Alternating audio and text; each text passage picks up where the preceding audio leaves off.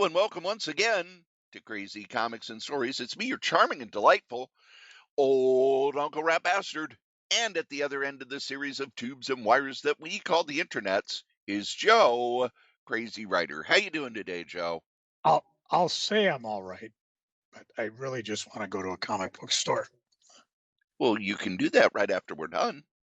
No, but you'll find out why when we get to freaking and geeking. Oh, okay. Yep. Well, you're Very doing sad. Very you're sad doing tale. better than Malik Blade, Alistair Black, Andre Chase, Dante Chen, Apollo Crews, Nikki Cross, Luca Cristofino, Tyson DuPont, Santos Escobar, Alba Fire, Joe Gacy, Uncle Howdy, Tyrick Igwe, Dexter Loomis, Rowan, Kyrie Sane, Zoe Stark, Tyra May Steele, and Zelina Vega. I'm sorry, you lost me at Luca. Oh, and the Motor City Machine Guns, Alex Shelley and Chris Sabin. Oh, there you go. They were all let go yesterday Good grief. in WWE's post WrestleMania layoffs. So, like, who's left? Well, good Lord, they have a lot of people on their roster, but some of them were surprising. A lot of them were people on NXT, but it's the biggest post WrestleMania release in a long time, too. Did they actually sell out? No, not I even didn't close. think so. They Yeah. did make it over 50,000 tickets, but then you saw how much tickets were. Yeah. They did make more money this year than last year. Yeah, and I'm sure that it hasn't occurred to the management that, like, yeah, this is not, MMA fighting. This is like family stuff. You're pricing the families out of the market. Of course, I Well, didn't stop Disney either, but what they sold tickets to ride into WrestleMania on Cody Rhodes' tour bus. They actually sold a seat at the announce table for a ginormous amount of money. And next year's WrestleMania is in Saudi Arabia. yeah, So, we will talk more about it when we get to Freaking and Geeking, but it was a very weird WrestleMania week for me. And the show itself, the night one was terrible. Night two was better. And I think if WWE can figure out a way to sell an ad during the 3 count, they would. 1, brought to you by McDonald's Egg McMuffin. 2, brought to you by the new Frosty from Wendy's. 3. you get the right guy there doing it. Well, tell us. It's been a couple weeks since we potted because I had a con that I went to last weekend. So tell us all about your WrestleMania week, Cory. All right. So I had the week off from the office job. And the shows started Wednesday. So Monday and Tuesday, I actually did stuff that I had not done in a long time. I played video games. I sorted and organized comics, which I'm sorry, there is something about sorting and organizing comics that is part of the hobby for me. And there is a part of me that when I do finally retire and am able to move into a place that has a lot more room, I want to just take a couple of months and get my entire comic collection in one place and just sort it. Here's all the Amazing Spider-Man. Here's all the Avengers. Yeah. Whatever. I've been working on that for like, I don't know, when did I start? 1977. I remember it used to be before, I think in 96 is when I finally had to tap out. About every month, I would sit down and sort and organize, and then get the comics, in box. And I'd get my boxes because they were at least in a reasonable number of boxes where I could do that. And I actually still have where I created a physical paper spreadsheets where it would be, okay, here's Avengers. Yeah. What ones do I have? Boom, boom, boom, boom, boom, boom, boom, boom, boom, boom, boom. And I still have the physical spreadsheets right here on my desk. But around 96, I had too many comics and just finally had to give up on doing that. Yeah. And you don't sell your stuff. I mean, I've been selling since 1984. So there's times where I've sold something and then it's like, do I want it back? Do I still need it? Because I do the same thing. I'd have a notebook and then it'd be like, okay, here's my run of Batgirl. Yeah. I'd write columns of 10 and then I'd cross off when I had a number and I'd put a star by ones, like if I had a really, really bad shaped one that I wanted replaced. Okay, yeah, I can understand that. And eventually it just got, I don't know. Like I take my entire Spectacular Spider-Man run and just put it up for sale at a con or something. And then, of course, when Pat and I bought the shop, we each brought in like $5,000 of our own comics. And since then, I'll think, oh, yeah, I have a run of something. And it's like, well, maybe I don't. And I've actually got all my comics, except one box I'm reading, in the basement, but it's stacked high to the ceiling. I've made 2 rows like that, and I've got to get my storage bin and get my graphic novels over here. Those I actually have sorted, and I have a notebook somewhere with everything. So I know I'm missing which graphic novels of the Fables series. So the comic series I got rid of, but we always laugh about, oh, how many different formats do I need it in? I just need it in one that I can read. And sometimes you get tempted. I don't know if you noticed, Dynamite is putting all the boys out in omnibuses on Yes. Kickstarter. Boy, wasn't it fun? Who was the first one that did Kickstarter and got shamed for doing it? Archie. Yeah, boy, did that change. Well, Now it's like everybody's doing it. I still don't like it. And the fact that what was it? Skybound did it with G.I. Joe. Oh yeah. It's like, Skybound, you've got more money than anybody else from your Walking Dead. But there are a number of things I don't like Kickstarter to begin with. I've gone from somebody who was okay with Kickstarter to somebody who's just not happy with it. When I go and I look and it's like, oh, I paid for this 2.5 years ago and it hasn't shown up yet. Yeah. I think I've only got, well, it's a toy. I bought like 12-inch figures based off The Prisoner, the 60s television show, Patrick McGowan. Yeah. And they're pretty good at keeping you updated on that. I don't think I've have a Kickstarter that I never got. So I got that going for me. Well, I just have Kickstarters I haven't got yet. Well, and if they keep you in touch with stuff, it's one thing. I mean, how tough can it be? I mean, Roberta Gregory told us, "Oh, my ship got sank." No, it didn't. Oh, it's coming still. Good. So then Wednesday, the wrestling started. So Wednesday, I covered Dynamite as regular, but I also covered 2 other shows. And the thing about Dynamite was they taped Collision right after. And I did some writing on that till I got to where it was like, okay, I'm too tired. I got to go to bed. Thursday and Friday, I got up around 8 a.m., had breakfast. By 9 a.m., wrestling was starting. And I wrote till after midnight. Same on Friday.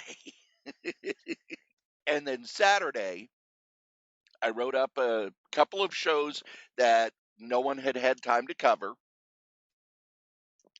from previous days, and then I went to cover a show that was on Title Match Network, which they gave us a code for. And then I go, and it's like, okay, why isn't it starting? And I went to my computer and dug in, and it's like, oh no, you're on this tier. You need to be on this higher tier. You need to be high. And I just wrote Mike and said, yeah, they didn't give us access to it. And he said, well, then I guess they don't get free publicity for us covering their show.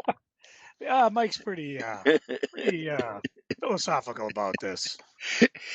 And then there was another show that we had missed, and I went to go watch it, and it wasn't, it was on, they had shown it live, and the show before it and after it were available on demand, but this show wasn't available on demand. So it's like, okay, well, it's not available on demand, so I guess we're not covering that because you can't watch it.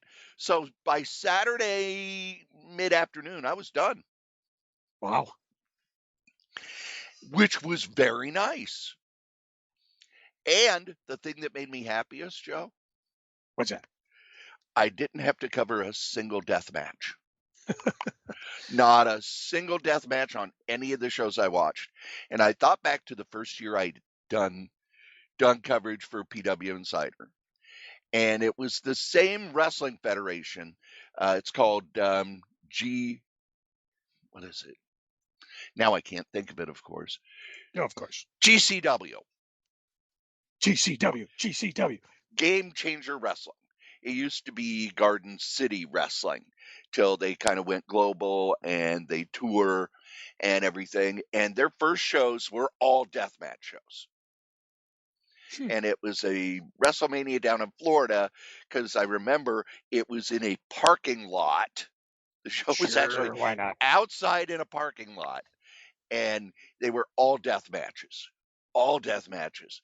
And then over the years, they have slowly had fewer and fewer and fewer. Now, they did have death matches, but not on any of the shows I covered. They would save those till the shows that were on after midnight. And other people grabbed the shows that were on after midnight because, sorry, if I'm covering a show that starts at 9 a.m., I'm not staying up till 3 or 4 in the morning to cover. He's not a young man. He can't be doing that shtick anymore.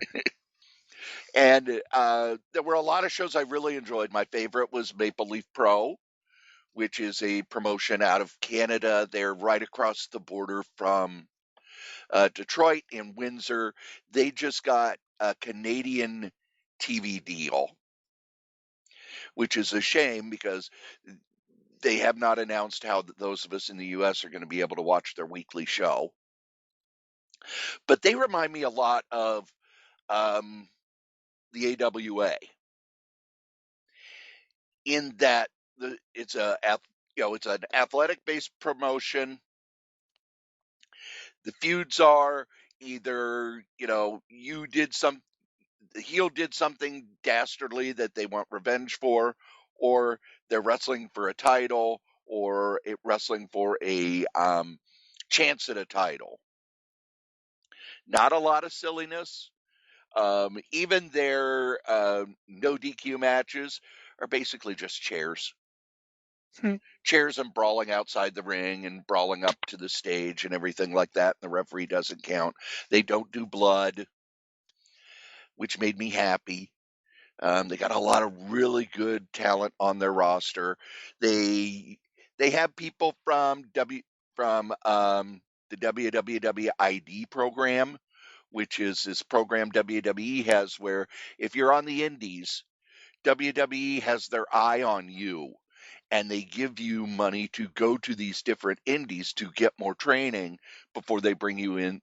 And you can also work at the Performance Center or down in AAA, which is a Mexican promotion that WWE bought. So you get a lot of, they have their roster, but they also bring in a lot of people from outside. I really enjoy Maple Leaf Wrestling.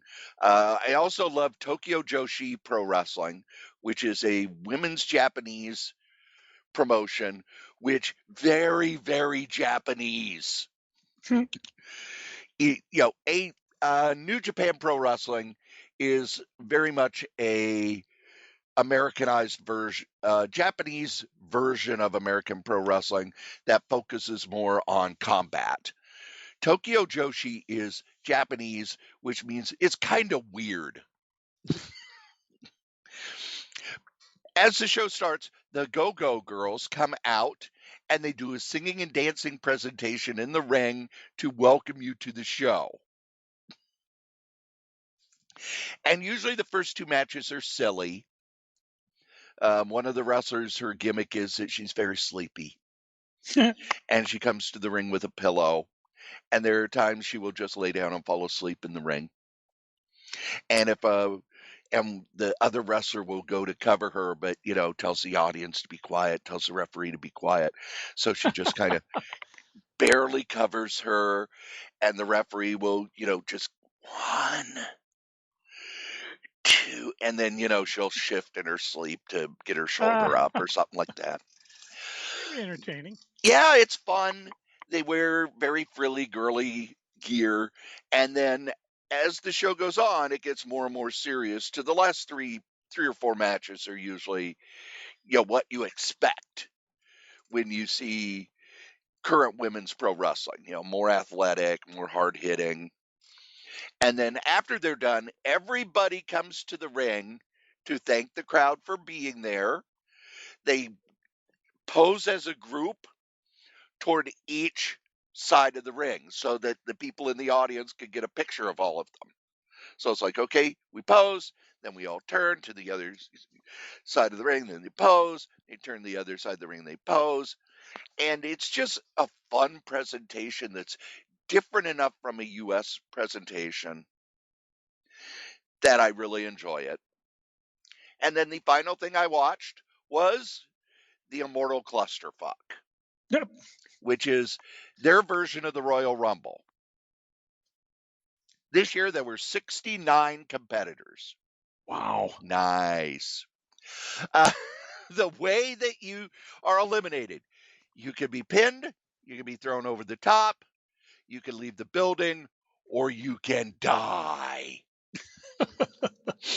Now, I didn't cover that show.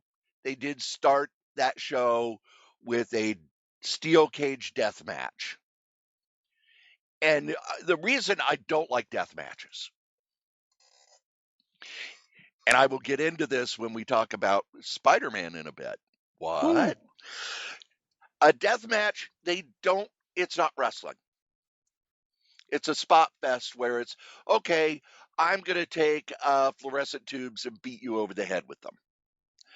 I'm going to get a pizza cutter and cut your forehead. I'm going to set up a door in the ring, and somebody's going to go through the door, and then we're going to use pieces of the door on them.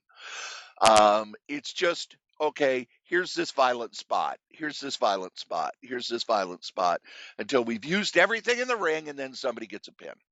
There's no story. There's no athleticism. It's just how much blood and gore can we get? And, the ring is covered in blood and both people have blood going all down them. And it's just gross. And bloodborne diseases, I'm sorry, I would never be involved in anything where I'm mixing my blood with someone else unless they've been fully medically tested. And I know that they don't have enough money to fully medically test these people. But the Immortal Clusterfuck is their version of the Royal Rumble. Tag teams are considered one entrant. Factions are considered one entrant. And it's basically everybody from all the indie shows who wants to show up can show up and, be in this Royal Rumble for anywhere from 10 to 20 minutes. The show itself was about 4 hours long. Wow. With 3 hours of it being that match. And that was my WrestleMania week. What was your convention like? Well, I went to Eek show. Eek! And of course, now I'm looking for my notes. Here we go. It was actually pretty good. because I've done 2 shows in the last couple months. First one was Minnesota Comic Exchange. It was kind of interesting to see what sold versus what people were looking for. This one, the first one, of course, it's in a mall. So you always got people wandering through trying to get to wherever, and then you get people that are there for the con. This one you paid for. Attendance was very quick. It started up and it was busy, and it stayed that way almost till about 4 o'clock. Con ran till 5, and then it just, that's when it kind of slowed down a bit. So I had a lot of fun. Did not spend a lot. I did get some more blind bags from Tim. He's my source up at Granite City. Doug Mankey was there. He was there for his only Minnesota comic book appearance. And I guess I get what he says. He says it's the same people showing up every con, getting the latest stuff signed. And there was a lot of times where there was onesie twosies at his table. I found a copy in my collection of The Mask #1, the Dark Horse deep dive. Ooh. So he was kind of impressed seeing that. I showed him my little picture of the sketch I got from way back in 1994. I know they've talked to him about doing another show. I can't remember. They're trying to get like the band back together, the 3 people that worked together on The Mask, I think, and maybe at a future show. I don't know, but it was fun to see him. But for the most part, I didn't leave the table. It was that busy. Things were going fast and furious. And my wife actually helped me bring stuff out to the con. What? Well, I wanted to try something different. I've always talked about I'm working on this. I don't know. I've worked on so many different projects. You were talking about getting everything in your house, all your comics in one spot. I pretty much have that right now. It's all in the basement, piled high. So it's just out of sight, out of mind. Very inaccessible if I need to get to something. The only things that are out are the newest comics, ones that I haven't read. And what my wife allowed to do, she carried all the regular books, the normal stuff that I bring to cons, and I refilled from the previous con. So there's always something I'm looking that I filled in that might not have been there before. But that allowed me to fill my car, the old cop car, with $1 books, because I was real curious to see, is there any interest in this stuff? Or am I just wasting my time these last couple of years, sorting through stuff, putting things that are worth eBaying versus things that, $20 or less, just not worth putting on the eBays. I can put them in a dollar bin. And I got to say, I did about $540 in $1 books. So a lot of people are still looking for deals. A lot of people digging, and I didn't write down what sold. I do recall one woman picked up a run of Nightwing that I had just there. As far as the other books that sold, let's see. I'm just kind of going down. See if there's anything. I had a Justice League #50, Jim Lee 75th anniversary. There's only one on eBay. It's graded for like $1,000. I put mine up on the eBays at $500 because I don't know. And I get a best offer on it. People are always looking at it, but nobody's making an offer. One guy bought a bunch of stuff. I made a deal for him. So he's happy. He got it home. So that was something that I thought was interesting. A lot of Vampirilla. A bunch of guys were looking for both. And I've said this before, but I got to say, if you are doing any type of shows, be it craft or otherwise, invest in a Square. The Square is a system that allows you to, on your phone, take people's credit cards. Yes, they charge a fee, but so do your bank if you weren't and got yourself a regular account through whomever. But this is just something the money automatically goes into my account. I did about like $1,300 both show. Of that, about $300-400 were charges, and that was probably stuff that I would not have gotten had I not been able to take credit cards. So the whole setup is maybe $30. well worth it. I only use it once or twice a year, even if that. So I'm just kind of going down. I had a Black Rider number 12, an old, I think it was an Atlas comic. And that was something too. A lot of people digging, looking for Golden Age, Silver Age, including Dells. So fortunately, I think comic shows are probably your best place to find them because I just don't see a lot of them at comic shops. Occasionally, you'll see something onesie twosies that are kind of neat. I always have things lined up in different boxes. Like I said, I had dollar boxes. I had a box of sets. I had my wall books. I had I call it the vault, which is basically where I put my super expensive books and some of the more adult books. And I always say, can your heart and your wallet survive looking into the vault? I have the books segregated in terms of newer stock is in one area, and then Golden Age or Bronze Age up is in another. A couple toys here and there. So my goal is always to try to sell something out of each box. And I did do that, which was kind of fun. I'm looking, trying to see. Oh, I remember what it was. It was a Vampirella comic that was like, I believe, a 9.5.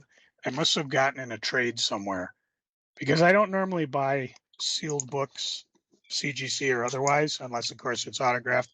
There may have been somebody, I might have gotten it in a trade or something. But all this stuff I briefly paused my eBay store, and then everything that had a green dot was something that was on or in my eBay shop. So what I had to do was meticulously make sure I wrote down what it was that was in my eBay store. And then when I got home, I was able to do it later that night on Saturday because I was exhausted and we didn't go out to eat. We just kind of came back and plopsed. So hopefully everything in the eBay store is up to date, but there were a lot of things that sold. And of course, everything I sell at the con, I always have cheaper than in my eBay store. So yeah, that going for it, which was nice. Trying to think of some other things that I sold. Some weird magazines like a Catholic Miss, which was a magazine in the 50s based on, I think it was a cross between Boy's Life and like Treasure Quest, designed just for Catholic women. And I don't know where I picked them up, probably when I was out in Reno sometime. I had one woman was very pleased to find a very large run of 13, the Dell series, 13 going on 18. It's actually just called 13. Love that series. Yeah, she was like, you don't find these anymore. And I said, I know, I've had them, I read them. I just wanted to sell them, because like I said, as I'm getting closer to retirement, I'm just trying to sell off things that I don't think I'll need anymore. Or in some cases, just variant covers. Like I had this one, it was a Uncanny X-Men #1 unknown comic. I don't know where I picked it up. Probably one of those Facebook groups, but I just ended up selling it. Had an Ultimate Spider-Man #17, which had the whole Parker family on it. Happy Mother's Day. How many Mother Day comics do you see? I had one called I do want to jump in.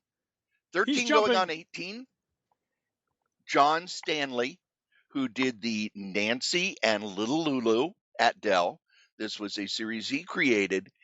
And if you heard Joe say that he sold all of his and you went, aw. Well, not all of them, but most of them. You can go. Drawn and Quarterly has collected them all in a hardcover in their John Stanley library. Oh, that would be fun. Yeah. So that's why I wanted to jump in on that one. Yep. I had a Stan the Man Lee. It was called Tribute to Stan the Man. And it's him wearing a Spider-Man costume. It's drawn. It's not a photo. Photo would be absolutely cool. Sold all my Tarot of the Witchblade. No more porn. Nope. I'm sorry. Soft porn. No, trust me. I got plenty. My vagina is haunted. I did sell a copy of. For those who wondered why I said that, that is a very famous line. from Tarot. What is it? The Black Rose, something. The Black Tarot Rose. of the Black Rose. Jim Ballot, who Yep. started in Catwoman, and now gets to. I don't know if he's still publishing. He might have been a victim in the all the distributor Let wars. me look. You keep going through. I will jump in when I find out. Speaking of adults, I had a Demi pinup book. I'm not sure who Demi must have been, some type of vampire. Just one of those books I picked up in a collection somewhere. I had it for $20. Guy bought it.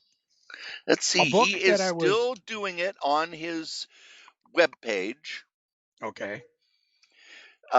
He's one of these guys who has, exclusive covers and everything. So regular issues are $10. Signed by the artist, it's an extra $10. Issue 145 just came out. Okay, so he's gone to his own site, which is good because he must have been doing fine. He's also reprinting all the back issues with new covers. That's where I was starting to do that. I wanted to just see how it started, and all of mine had been canceled through Discount Comic Book Service because I don't think he goes through distributor anymore. No. But I think he's big enough, and if he ever wanted to, he could probably jump on the cover craze too. I'm sure people would like him doing covers. I did have a book. I was a little disappointed. I got a copy of Red Shirts #1, San Diego Comic-Con. Unfortunately, this was one of those I think I ordered direct from IDW, and when it showed up, it was damaged. They did not ship it very well. So I ended up selling it at the con for cheap. So get rid of it. So I actually sold something from Pat's collection that I had. It was a Japanese Godzilla little picture book. And the person who bought it was like, "What is this?" I said, "Well, Pat liked Godzilla, and back in the 80s, there wasn't a lot of official stuff, so he would get all the imported stuff he could." And so that was kind of fun. It was a fun con. It was good to little extra money to help out because, as you know, I'm not. Well, we'll talk about that in freaking when we get to it. I did say there was one thing I have. Cory, did you ever put together comic packs for Christy when her store was running? Yeah. You probably put this together. It's a Tomb Raider 1 through 5. Tomb Raider Journeys starring Lara Croft, because it's got a little sticker on that says Christie Comics St. Paul. So Cory's touched this. You'll need to wash your hands extra carefully. I will wash the comics, no problem. So other things I did during the week, went to a Saints game, Minnesota Saints minor league, owned by the Twins though, so it's not quite as minor as you think. That was fun. What we did is every year we get they have these, it's like a small gas fire, and then you get a kit to roast, what do you call them, s'mores. And they're official. They actually are kits, and it's high. The marshmallows are kind of interesting because they're not like the regular marshmallows. We have to worry about them dripping unless you super torch it. What was interesting this year is whereas previous years we were out there and it was like maybe 40, 50 sunshine. This year it was 80 degrees. So we didn't have the fire on for much, but it was fun. You wander around. The Saints won. That was half the battle. The other thing that was fun, just the other day, we went to go see Atlantic Rhythm Section. And they were at I think it was called the Parkway Theater over in Minneapolis. And the reason I go is because my cousin, Dave Anderson, is part of the group. He's been touring with them for 18 years. We started out at the Creekside Supper Club, which fortunately was right next door to it. Fantastic food, good ambiance. And then we went next door for some Atlantic Rhythm Section. It was a lot of fun. I think the original singer's back. All the other groups are just playing with them. All the other people, 2, 3, 4, 5, 6 people. At the end, there was a kind of a meet and greet where you could go get things signed. I had everybody sign their latest album, which was, I think, compilations of things that have not been released. So it was a lot of fun. A good night. That's pretty much it for me for the last week or so. You said something about Spider-Man? Yes, I wanted to talk about Spider-Man. Again? Well, we've just had this big crossover, Joe. I jumped out of it because I'm not big on the crossovers. With Death Spiral. Yeah. Now, Basically, I'll probably pick up like the graphic novel when it came out. I did that with, was it Dark Webs? With the clones, oh Batman yeah. Pride, Ben Riley. Yeah. Besides, I mean, what do you get when you cross Spider-Man with a potato? Sputterman. Please clap.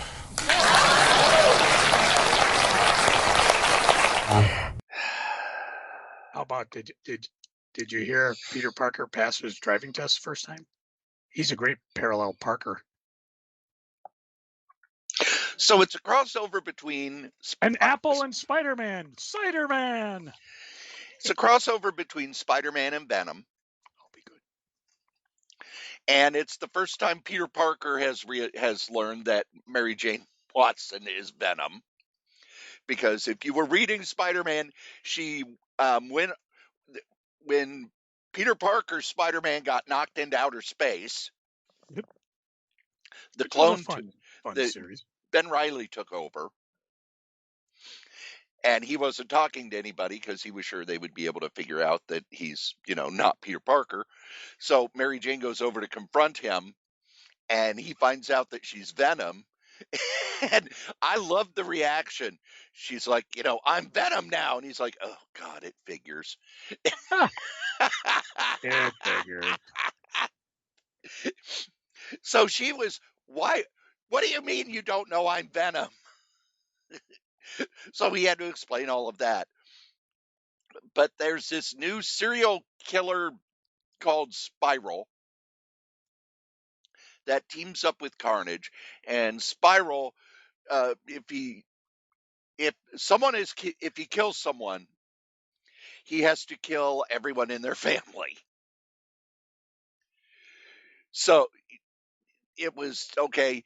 Before he could kill Spider-Man, he had to kill, people related to Spider-Man, and it would spiral into he was after Aunt May and Anna May Watson. So how does he know that these people are related? Magic. Okay. Why not? And I didn't like there were a whole bunch of things I didn't like about the story, but there are a few things that really jumped out at me. First, I don't like Carnage. I think Carnage is a poor addition to Spider-Man because it's the old Joker thing where if Joker's a homicidal maniac and Batman just locks him up knowing he's going to escape, isn't Batman just an accomplice? Now in DC, because Batman is very dark, Batman. they get away with that. But with Spider-Man, Joe, what is Spider-Man's motivation? Well, great powers comes great responsibility. He wants to protect everybody. Guilt. So if the Carnage kills people, his guilt should be off the chart because he never completely gets rid of Carnage. Then we add another serial killer to it, and these are violent characters with blood on screen. And I've said before, Spider-Man isn't that character. I did not mind when Spider-Man went to space because it was all about him being a fish out of water. He doesn't belong there. He doesn't know what's going on there. He's having to deal with the fact that he's not a spacefaring character. It's kind of like why I like when you get Doctor Strange and Spider-Man, because Spider-Man is completely out of his element. You could take a character and put them out of their element, but eventually they have to go back to where they belong. But with this, Spider-Man is dealing with violent serial killers. Spider-Man doesn't deal with violent serial killers. He deals with mob bosses. He deals with Doc Octopus, who doesn't really try to kill people anymore. He deals with thieves and criminals and stuff like that. He's not the Punisher.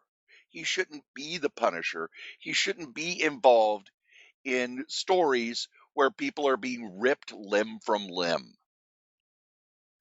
And I've never liked that with Carnage. I know that Carnage is a popular character, but Spider-Man doesn't fit in that world. You don't put Spider-Man in Silence of the Lambs. And the second thing is that Mary Hang Jane. on a second. Put Spider-Man in Silence of Lambs. Good idea. I just want credit for that. The other thing is, while the shock of Mary Jane becoming Venom was cool and all, I've had it. I've really had it with Mary Jane. Her extra dimensional boyfriend gives her superpowers as Jackpot, and then because something screws up, she has to bond with Venom. And no, Mary Jane shouldn't be a superhero. Too late. Shouldn't there be at least one or two people that Peter Parker knows in his personal life that have not become superheroes? I swear to God, there was a joke in Marvel Team Up 137 where Aunt May became Golden Oldie. And, what if Aunt May became the Herald of Galactus? I swear to God, somebody's going to do that for real soon. Because there's nobody left in Spider-Man's personal life who has not been a supervillain at some point. And I remember when Brian Wilson, not the Beach Boy, talked about he was rereading his old Spider-Man, and he said he read the soap opera stuff and would kind of skip over the superhero fight scene stuff. And it's been a problem with Spider-Man for a long time where we've phased out J. Jonah Jameson and Robbie Robertson and all him going to college or him having coworkers or any of that. It's all been phased out to where everybody Peter Parker knows is, except for Aunt May, is a superhero or a supervillain. So you've lost that relativity. You don't relate to him because it's like, well, everybody he knows, he's best buds with Captain America, and his doesn't have anybody in his life who hasn't been put on a costume and fought people. It's like if everybody I knew was in Lucha Libre, and I really wish that they would get rid of that. We've had the shock of Mary Jane as Venom. Let's get Venom onto somebody else so that Mary Jane can just be Mary Jane. Let's bring J. Jonah Jameson back, especially now that he's kind of a podcaster, news guy. When the whole political podcast thing is really huge, but he knows Spider-Man. He knows Peter Parker is Spider-Man. He should be involved in stories. There should be this sort of world around Peter Parker where he goes to work. He has friends. He does these things because that's where the soap opera element comes from, which is what hooks you. The superhero fights and stuff are cool, but it's the personal life that hooks you. When you think back to when you started reading Spider-Man, Joe, it was because Aunt May's sick and she's in the hospital and the Green Goblin is stopping Peter Parker from going to be by her side. And will Peter Parker be able to get to Aunt May's side before she dies, or will the Green Goblin stop him? Without that personal connection, you don't have the stakes needed. And I'm getting off my soapbox now, but it's one of those things where the individual story is okay, but you're losing a huge part of Spider-Man. And in a lot of ways, you're losing that part in every superhero book. It feels like in even in Superman, Lois Lane had Superman's powers for like what, a year and a half. Everybody's supporting cast is all other superheroes rather than normal people. And it's why now when the whole, his secret identity is in trouble. Well, we don't care about their secret identity because they don't have a life outside being a superhero. Name the normal people in Batman's life now. Name the normal members of a supporting cast in Batman's life. Well, now it's the Bat family. Right. But who are the non-powered people in Bruce Wayne's life? I thought they killed Alfred. They did. Haven't seen Lucius Fox in a while. Nope. Did Gordon retire? He was forced out by the new mayor, Okay. Vandal Savage. Oh, yeah. I can see that plan. I want to be mayor of a dump. Yep. Good idea. More immortality, thy name is boredom. They've gotten rid of the supporting cast in all these books because it's more, we want to have Batman interacting with Superman. We want to have Spider-Man interacting with Captain America. We want to have Squirrel Girl hanging out with other teenage superheroes. Ms. Marvel, she's a mutant now, so she hangs out with the X-Men. We don't get stories about her personal life. The one thing I like about the Miles Morales Spider-Man stories is he still has a supporting cast for now, but he's also in Spider-Versity, where Norman Osborn's teaching all the non-Spider-Man spider characters to be better fighters. I can get off my soapbox now, right? Well, I hope so, because the Avenger Doomsday trailer is going to drop any minute now. Well, that's true. That's true. And I need to look. Isn't there going to be a Spider-Man movie this year? I think so. Yep, Spider-Man Brand New Day is July 31st. Yep. And then Avengers Doomsday is December 18th. And then there's not another Marvel movie until Avengers Secret Wars, December 17th, 2027. There you go. So they have cut down the number of movies they're putting out. Which is nice. And then we do have a Phase 7, which is an X-Men movie, Avengers versus X-Men, Nova, Black Panther 3, Ghost Rider, and I can't tell what that one is. Let's see. Blade is still in production. I'm sorry, pre-production. Shang-Chi 2 is still in pre-production, and Wonder Man just released. I still need to watch Thunderbolts and Brave New World. Maybe I'll do that today after we're done. Any other comic news that you've heard that you want to discuss? I don't think so. I've been pretty out of it lately. Well, then let me get you back into it. How would you like a book about Magneto and his history? Reprinting the major Magneto stories. Depends on how much. Who do you think should publish it? Oh, well, you would think Marvel, but obviously not. Dark Horse. Oh, why not? That one was not. It's going to be a series called Marvel Villainy, which reprints here's the major Doctor Doom stories, here's the major Magneto stories, etc., etc. That's not the one that has me excited, though. The other book that Dark Horse announced is Vampire Tales. They are going to start reprinting the Marvel Black and White magazines. And looking at their reprints of the Warren stuff and EC stuff, they should have a really good presentation on those. And I like the Marvel Black and White magazines. It's, to me, when I got into comics, they were like, oh man, the Black and White magazines, I wish I could afford those. They're the next step.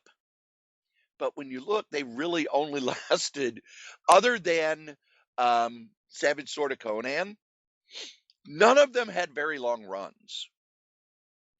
Like Vampire Tales went 11 issues. Dracula Lives went about that long. Tales of the Zombie had 11 issues. Deadly Hands of Kung Fu went for a while, about 3 years. Planet of the Apes went for about 3 years. Marvel Premiere lasted, about 7 or 8 years. And then it became Bizarre Adventures, and then it died. That was always a weird thing when I was trying to order old Marvel series. Because again, I started late 70s, so I was aware of these. But so many of them were like, oh, Black Panther was 5 issues, this was that many issues, whatever. And that, I've talked about before. Mile High Comics used to have a list in every single Marvel Yeah, comic. I would they had just a pick a 2-page title. spread. Yep, I'd pick a title. I usually ordered the fine copy because I couldn't afford near mint, and I really didn't see the difference between them. And I would that's how I collect Ms. Marvel. That's how I collected. Trying to think another series. I would just pick a number one and just go forward. Every month I'd get a package from them. It was almost like reading it. Occasionally I'd get too antsy, like when I was reading Doctor Strange, the Marshall Roger one. I found a copy of 4 and 5 for lesser shape, and I thought, okay, I got to read these now. But yeah, it was kind of fun. And then of course you got their catalog in the mail, and it's, oh, look at all these other books I can buy. Superman 1 for $50, Ma. What do you mean no? Well, I think Superman 1 was a lot more than that, but I still remember Fantastic Four #1 being, I don't want to say reasonable, but not insane. Yeah, Something that you could buy if you had a real job. which my job was messing up my bedroom and then saying, Ma, I'll clean it up for $10. Okay. See, we didn't get paid for our chores. And then when I got my job, my grandfather's farm, it was $3 an hour, and that had to go toward school stuff and clothes, and the car ate most of it. I would say the car ate like 75% of it, not just with gas, but repairs. And Yes. it's why I freak out about car repairs, and why I'm so glad that my car now, hey, it's got a warranty for another 70,000 miles. And at the rate I'm driving, that could be 20 years. Oh yeah, I've switched to a different group home. That switch is complete. Mm, It is 4 miles from my house. not too bad. So, um, a tank of gas will probably last me like a month and a half if I don't have to go, if I don't do anything social, which I usually Nice. don't. Speaking of, next week is Free Comic Book Day, or I'm sorry, Yay. Comic Giveaway Day. And they've got ads for Comic Giveaway Day in a lot of the Marvel books now, because you can't use the phrase Free Comic Book Day unless because Diamond sold it to someone. Somebody. Yep. Somebody's got it. But it's only that distributor that can use it. So Marvel is using Comic Giveaway Day. Everybody with Lunar Distribution is using Comic Giveaway Day. Yep. I'm assuming it's you, me, Turbo, and Butch. I haven't heard if anybody else is tagging along. Evelyn, Is she? she's I the don't only one know. who she is She the tends only one to. who's answered me when I said, She's "What's our plan?" she tends to back out at the last minute. Usually it's health related, so let's knock on wood. Hopefully it's not. Yeah, but she's the only one who's gotten back to me on it, because I texted people, "Hey, what's the plan? When do we meet?" There is no plan. What we're waiting for, and I talked to Tim with this, if his partner Dave is coming down from northern Minnesota, I told Tim we will geek around the cities and then head up about 3 o'clock. So we get there early enough to hit the bookstore, and then we spend the last hour there. If Dave's not coming down, I told him we're going to probably reverse that. Get up there early, hit their Free Comic Day, and then come back to the city and hit whatever stores we want and end up at some pizza place. Usually the Source is the last place we hit, and then we go for pizza. And I have a list of award-winning pizza places that we should try. Maybe. Because I like the pizza place we go to, but there are so many others that we have not tried that are like rectangle pizza or Well, usually we try them because it's about 8 o'clock at night and we're ready to just eat. So that's the one thing about going to the Source last is they tend to stay open later on Saturday because usually they have a bunch of gamers going on in the background. Those gamers, I'm telling you. now there is a AEW Collision that Saturday that's live. So here's the email I sent to my boss, Mike Johnson at PW Gotta have you. Insider. Yep. Hey, I want to let you know I won't be able to cover Collision on May 2nd. I'll be out with friends, hitting every comic shop we can for free comic book day, so I won't be home until late. Just wanted to let you know so you could line up coverage. His return? Jedi mind trick. No, you will cover Collision. My email back. I cannot write up a show from the back of a car. His reply, you will learn. And this today's technology. Cory, what are you doing? I'm watching Collision. Quiet. Well, I've got my tablet here so I can watch Collision, and then over here's my laptop so I can write up what's happening.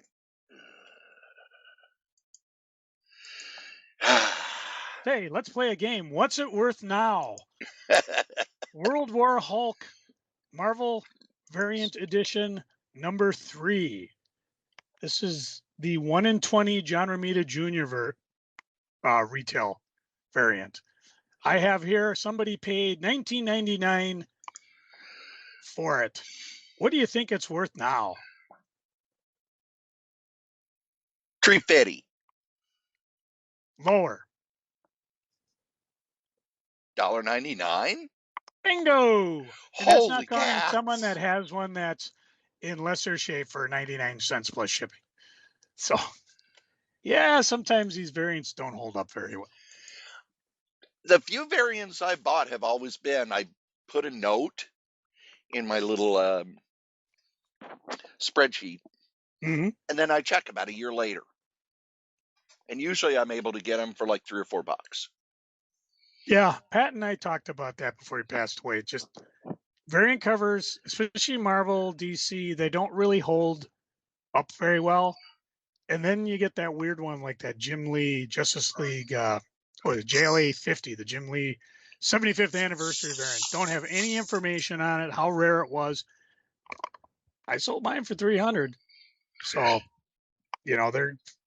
it's just weird what goes up, what stays Yeah. down. Well, a lot of it is the rarity, like the Ditko Spider-Man 700. That's never going to come down. Yeah. Or whenever they use unused Jack Kirby art for a special cover. Speaking of Jim Lee, by the way, there was Jim Lee news. Ooh. His last part of Hush is coming out at the end of May. I thought he was going to try to beat Rick Fike's Swamp Thing for lateness. He actually talked about that. He said there were two things around it. First is he was diagnosed as pre-diabetic. Ooh. Well.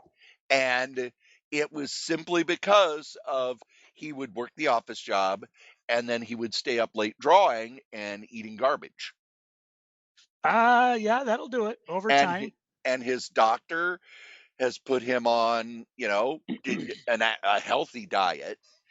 He's also cut back on the amount of time that he is going to spend drawing. No more drawing after a certain point at night so that he gets enough sleep, so that he has time to exercise, so that he can not become diabetic. And because of that, Jim, if you're listening, the other thing you got to do, get off your ass and do some walking. Yeah, you got to do some exercise or you're still going to become diabetic. But he also said the other thing that this means is none of his future projects he's drawing are going to be solicited until they're done. And there's a huge part of me that wishes a lot of artists would do that. Now, he's the most egregious, and I'm amazed that he does any drawing, because when Joe Quesada was editor-in-chief at Marvel, he was very, very limited in what he drew. Mm-hmm. Because, he's a senior vice president at DC. So that's a lot of work. And especially with now Warner going through all these corporate changes and all, it's not like it's a job where you sit in your office all the time. You're in meetings, you're working budgets, you're dealing with the fact that, okay, Discovery just bought us. The CEO has sent down all these changes. Now we're up for sale, Yep. and Paramount has bought us, and they're going to be sending all these changes down the line. Speaking of that corporate stuff over at Marvel, they Disney had Disney has switched CEOs. The new CEO has laid off a ton of people, and for the first time, those corporate layoffs have affected Marvel. They've laid off some of their some of their editorial staff, Hmm. which is the first time any of the Disney corporate cuts have affected them. A lot of it is because Disney, their stock has tanked over the last 6-7 years. It took a huge hit during the pandemic when nobody could go to Disney World or Disneyland or any of that, and people weren't going to the movie theaters anymore. And I almost feel really bad for the guy who took over right before the pandemic, because, okay, I've worked my whole life. I'm now CEO of Marvel, and we got a pandemic. And all the stockholders are blaming me for the fact that we're not bringing in any money. Shit. And the previous CEO came in to kind of fix things, which he really didn't do. They just brought him in because the stockholders liked him. Yeah. And he basically trained a new person who just stepped in, and to make the stockholders happy, that's what you do in the corporate world. Well, our stock is down, so layoffs, everybody, and our Yep. stock will Playoff. go up, because employees are an expense. And for the Yeah. longest time, I didn't understand that. Well, why does the stock go up when you lay people off? Because if you lay people off, that means your business isn't doing well. Well, the people who buy stock are like, oh, they're laying people off, so they won't be spending as much money, which means there'll be more profit. Yeah. So Wall that's what Street he's lives done. in a tipsy world. They're just I don't get what they do, but that's the whole thing. And the problem is that Marvel's still making money. Yeah, Most of Disney's making money, just not making more what they want. For the longest time, Disney stock was depressed because no one's going to theme parks. Well, obviously, WrestleMania took a lesson from Disney. Let's price things so expensive that no one can come. actually, But here's the weird thing about that. TKO owns UFC. And what they've done with UFC is they heist, they hiked the ticket prices, and they found a new audience of, the bros. Well, WWE is not going to appeal to those folks, but that's what they're doing with WWE anyway. The other way they're making so much money is, here's the thing: to watch WrestleMania, you had to buy ESPN Plus, which is $30 a month. Now, luckily, because I still subscribe to cable, so I get ESPN Plus for free, because ESPN is part of my cable package, so I get it as part of that. But it used to be $7.99 a month for all the pay-per-views and all the back stuff and all the new series that WWE did. Then Peacock bought the network. Now I get Peacock free because I'm with Comcast, but otherwise it was $5.99. Now you have to have Netflix to watch Raw, and Netflix is $20 a month. You want to watch any of the pay-per-views, you have to have ESPN Plus, which is $30 a month. So you went from $7.99 a month to watch everything to $50 to watch most of it. And even though you're paying $30 a month for ESPN Plus, oh my God, were there tons of ads. I mean, they would come back for an ad break for another ad break. I am not joking.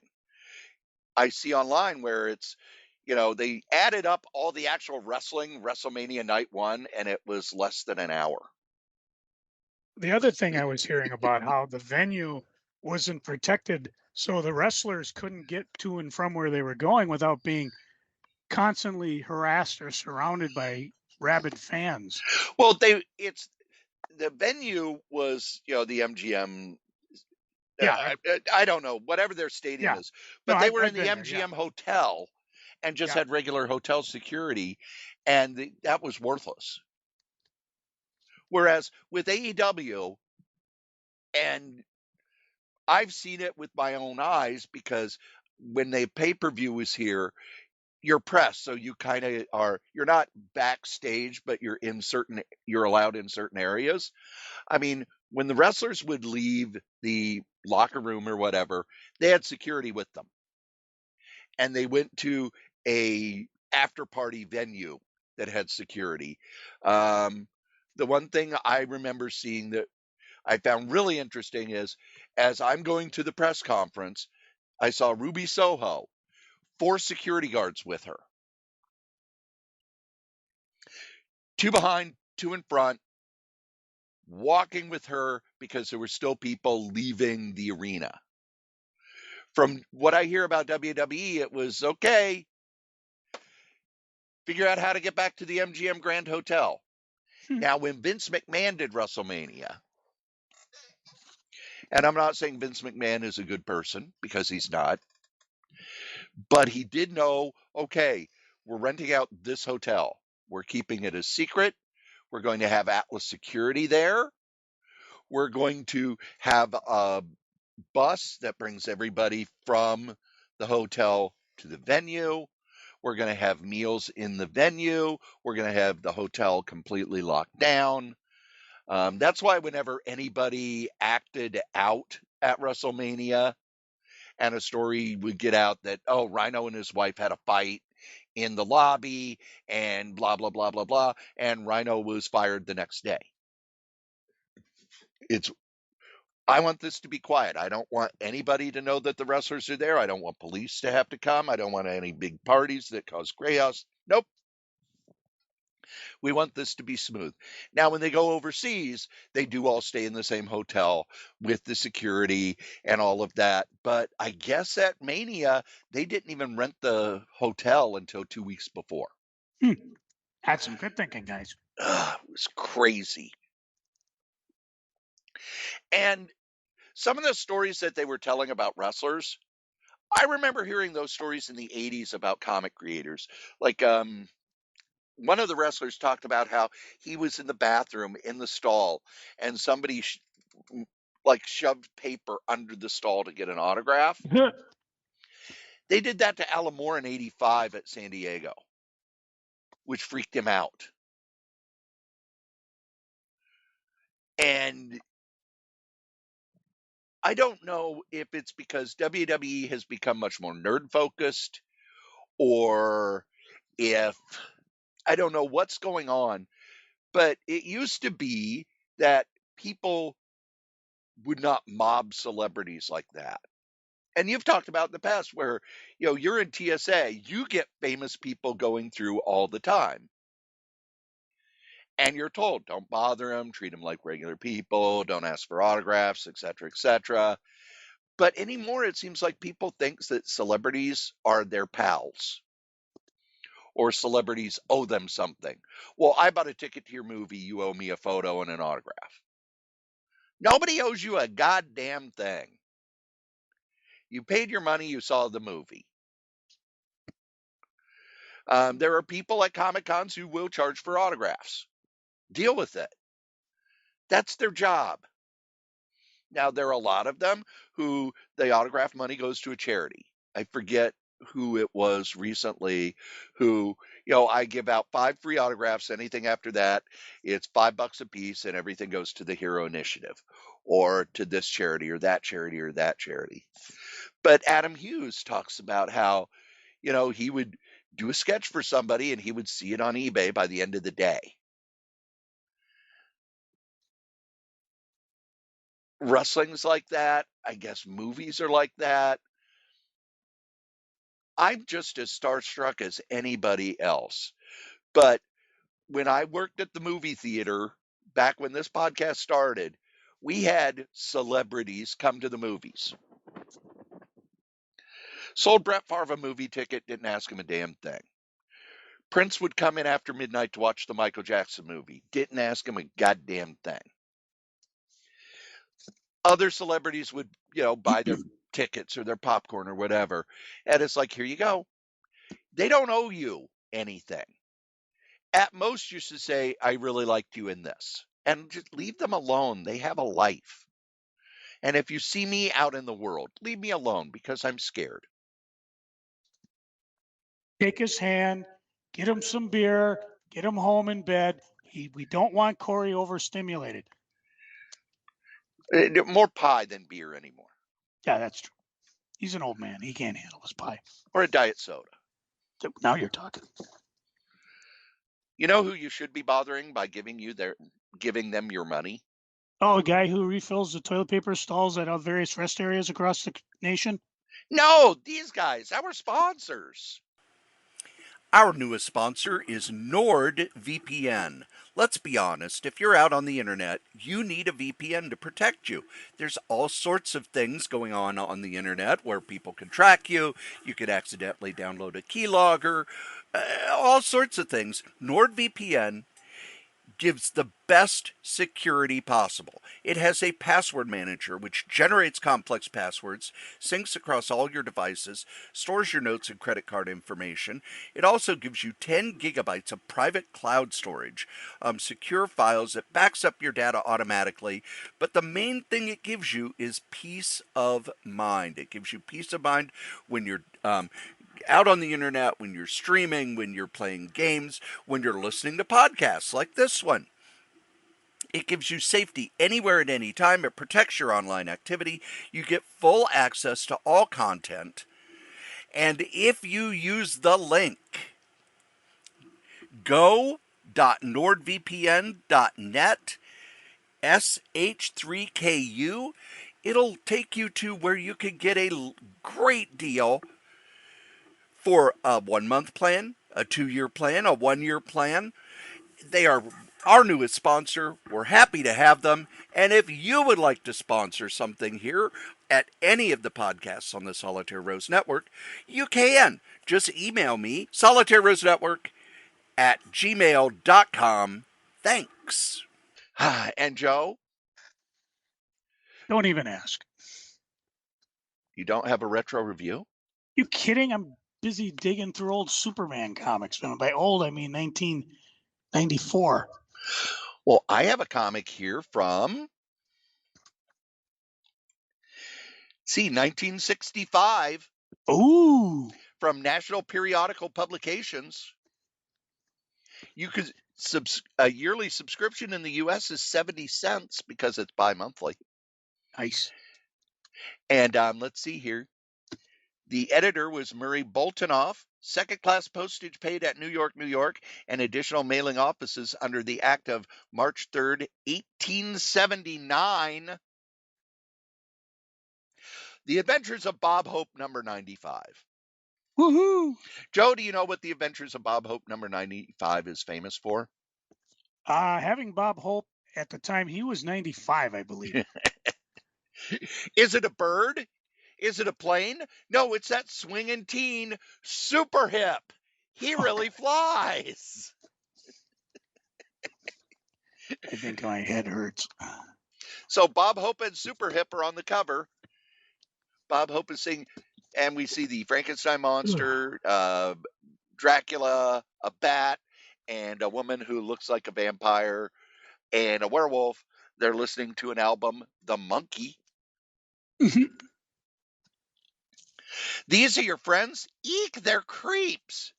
Yeah, they are pretty square, Uncle B, but after a while, they get to you. Now, the menu at this cafe that the monsters are at, chicken in a casket, $3. Steak, STAKE sandwiches, $1.50. Imported beer, 35 cents. It is the origin of Super Hip. It is by Bob Oskiner, and art is by Bob Oskiner. Story is by Arnold Drake. And on the first page, we get to see all of Super Hip's powers. He can stretch. He has super breath. He has super strength. He can fly. And he always carries, it's supposed to be a guitar, but oh my God, it looks like a big stand up bass the way it's drawn because it's just as tall as Super Hip. So you've got some guys in their mid 40s. Arnold Drake was younger than that, but you got some guys, some middle-aged guys writing about a new hip superhero dressed like, he's got the very British where it's a suit with a cravat. Think James Bond in Her Majesty's Secret Service, the George Lazenby, the purple sport coat and the cravat and the Beatle haircut and everything. And this is in 1965. And the story is that Bob Hope is trying to get his nephew, who's the son of Old Crazy Legs. Let's see here. Old Crazy Legs. Let's see here. Today, my old buddy Crazy Legs Jupe Bruce is sending his boy to stay with me and his wife, sending with me while he and his wife travel in Europe.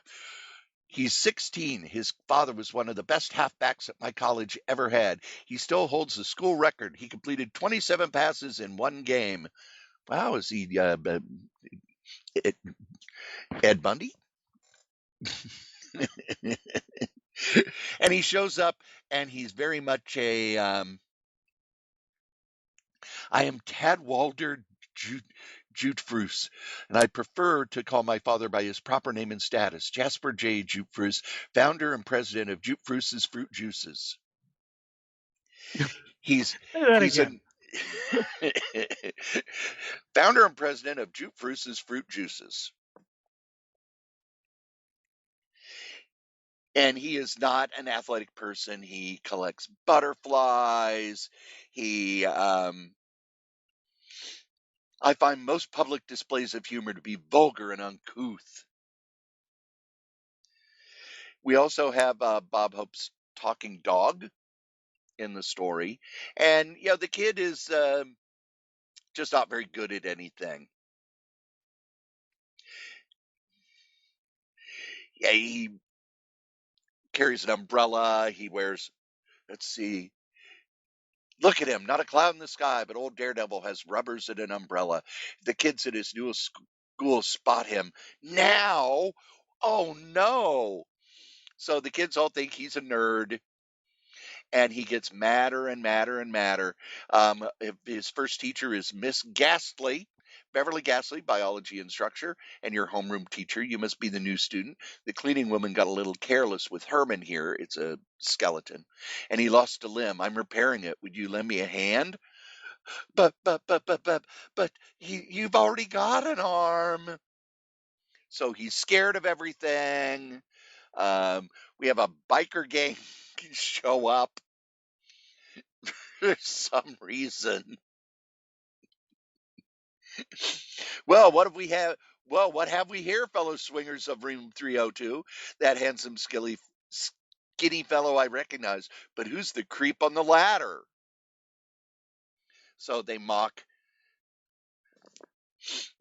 him, they bully him, and he's getting madder and madder and madder. And let's see, when he goes to chemistry class, it's the werewolf who's the chemist. When he goes to gym, Frankenstein is the basketball coach. Phys Ed 3, Coach Franklin Stein instructing. And then he's sent to the principal's office, and the principal is, of course, Dracula. But he's not Dracula. He's Dr. Vampire. Ooh, Dr. Vampire. ouch. That's my pet bat, Carrion. You could talk while I open my mail from the dead letter department. Now, what seems to be the trouble? So, as he continues to be bullied, eventually he gets madder and madder and madder. And what happens? Let's see here. I mustn't get anger. Anger's for the beast. I'm the product of 100,000 years of civilization.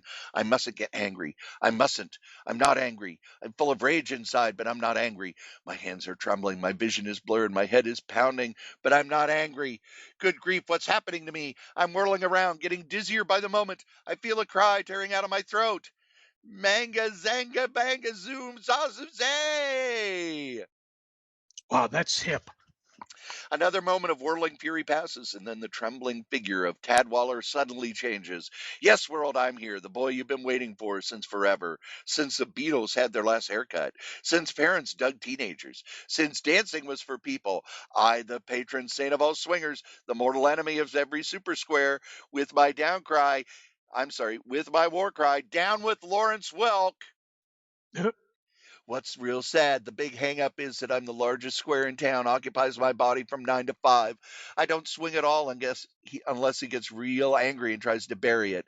That whacks up his glandular system, and coolo, I am here. The funny thing is, the jerk doesn't even know I'm him. He forgets everything when he recovers. Poor schnook, he can't even enjoy my delightful personality by long distance. Oh well, it's time to warm up my super guitar. I'll let Soupy Guitar fly me around until I spot the enemy, Bully Boy Badger. Here we go. Down with Lawrence Welk. It's super hip. And the rest of the story is him beating up the bullies. He becomes a giant hair clipper and shaves off part of the bully's hair so that he looks bald. He becomes a giant scoop and shovels ice cream onto him, goes to the school dance, kisses all the girls, sings a song. You ready for the song, Joe? No. I put my sweetie in a washing machine. I said, honey, you better come clean. Now she's my detergent baby, super cleaner, brighter at last. She dances like a white tornado and gets me out of the kitchen fast.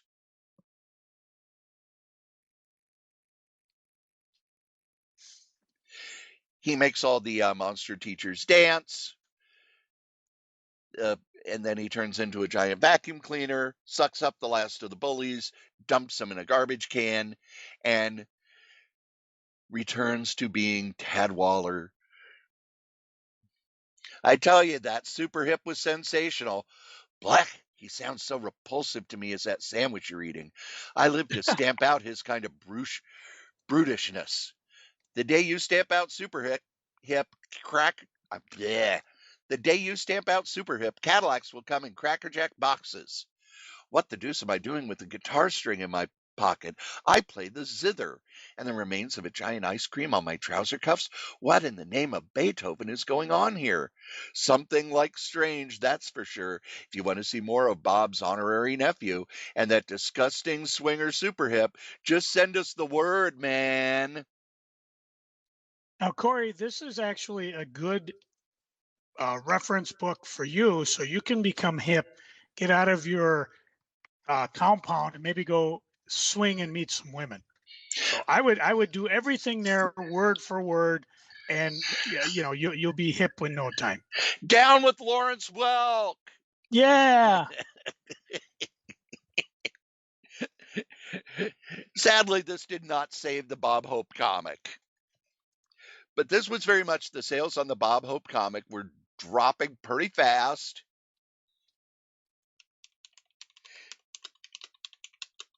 And it couldn't be that Bob Hope was no longer considered cool. I doubt there were a lot of 8 and 9-year-old kids who were watching Bob Hope movies in the mid 60s.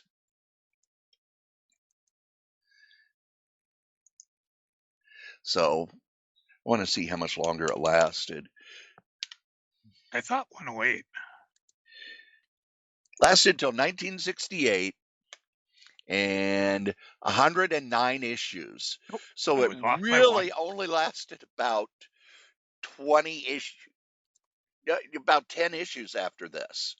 Must have gone quarterly because in 65 it was bi-monthly, but it must have gone quarterly if it only made it up to issue 109.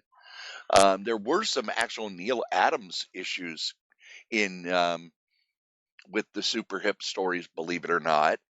It's another one of those cases where the book wasn't selling well, so they introduce a side character, and the side character takes up more and more of the book. But the super hip parody didn't quite bring in the kids. The story itself, very silly.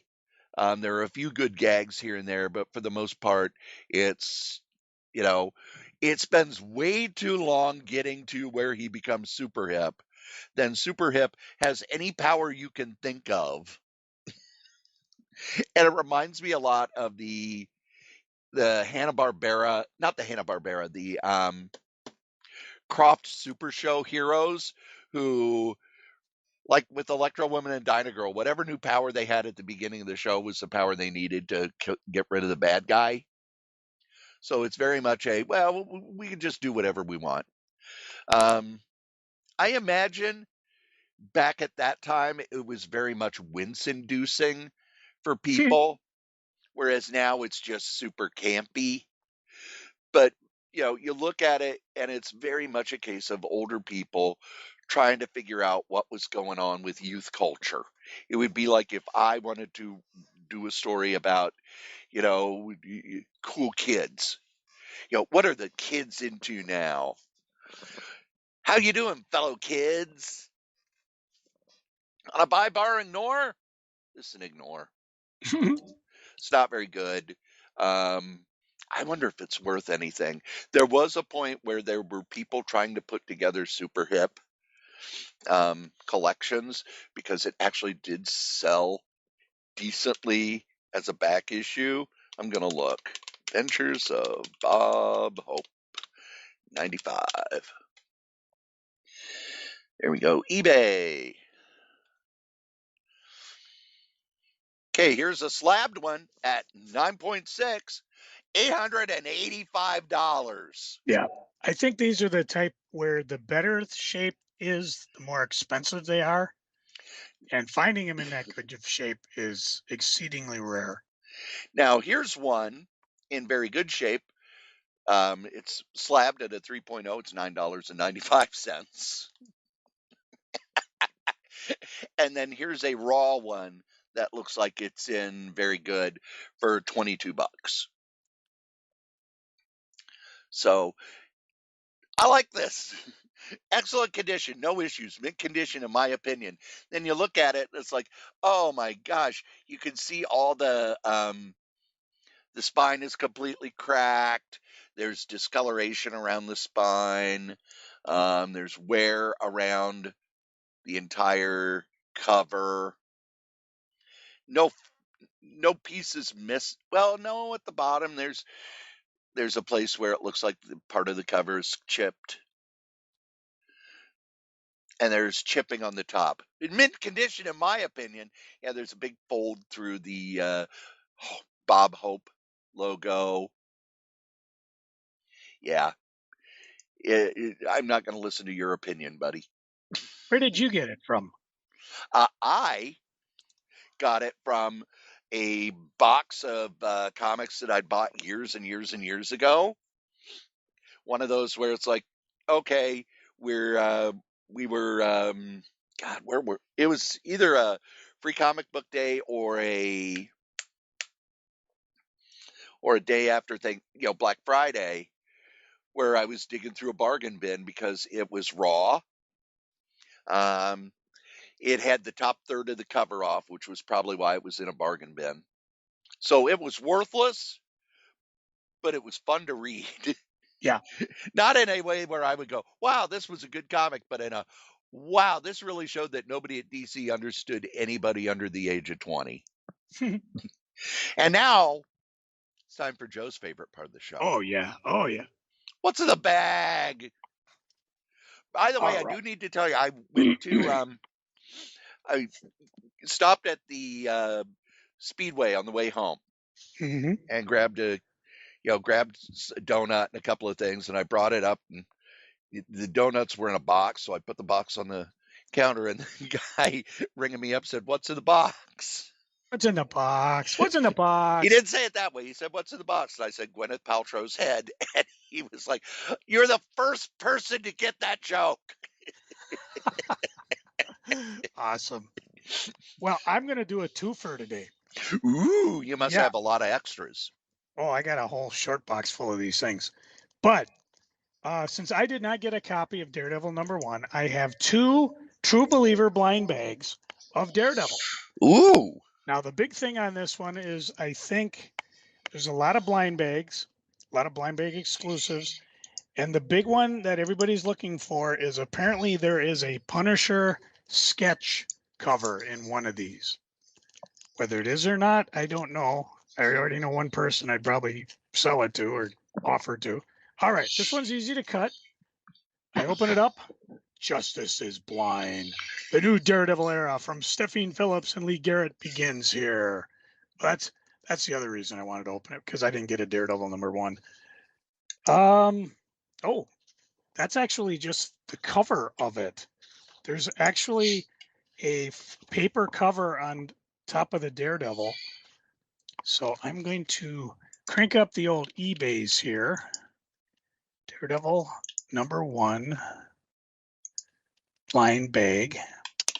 And let's see how many. Oh, only 127. So, okay, let's adjust this. So lowest price first, because I can't tell who did the cover. It's a very, it's heavy dark green. Daredevil standing on the rooftop between 2 towers. There's somebody selling one for, it's bidding it. So you can go bid for one for start. Oh, $10. This is a Alex May Live variant. So considering you paid $5.99 for this, not a bad idea. All right, let's see the other one. Come on. Give me something fun. Dun, dun, dun, dun, dun, dun, dun, dun. Whee! Okay, same cover. The books are actually in good shape. So that's, almost mint shape. So that's cool. All right, so this one has a Daredevil 1 by Jackson. I can't read what it wrote there. It's white, somebody in a white cover. So I'm just going to put in Jackson. Try to cut off the, because there's only like 250 blind bag variants. So Jackson SCE, going for a mere $4.99. So not all that great. But now I have, it's actually part of the Art of Marvel television. So I haven't seen the Daredevil TV show, so I'm not sure what they're doing. So now I have a Daredevil one I can read and decide if it's something I want to keep reading or just wait and pick it up in graphic novel form. There you go. That was What's in the Bag. What's in the bag? And now it's time for my favorite part of the show. Oh, where we open up notebooks and read old college notes from years ago. Rom toy, $15. Wow. No, not where I No. eat handful after handful of Honey Nut Cheerios because I haven't had breakfast yet and it's afternoon. Oh, I thought maybe you liked the bee. Well, the bee was created by Neil Adams. See? No, it's Freaking and Geeking. Joe, what are you freaking on? I got my last paycheck. So I am caught up. It's called Pay Period 7. As we're recording this, I'm finishing Pay Period 8, and we're not being paid anymore. So again, that's one of the reasons I hit the Comic Cons. It's nice that I did get paid. So that's pretty much it.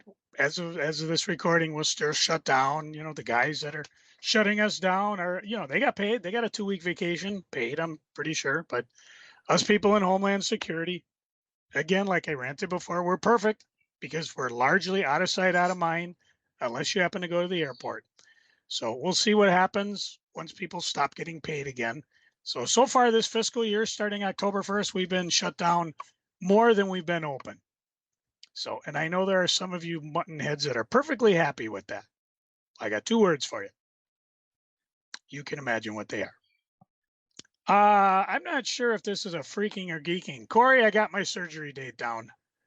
And it is? It's going to be June 19th. Yes, it's on June 19th.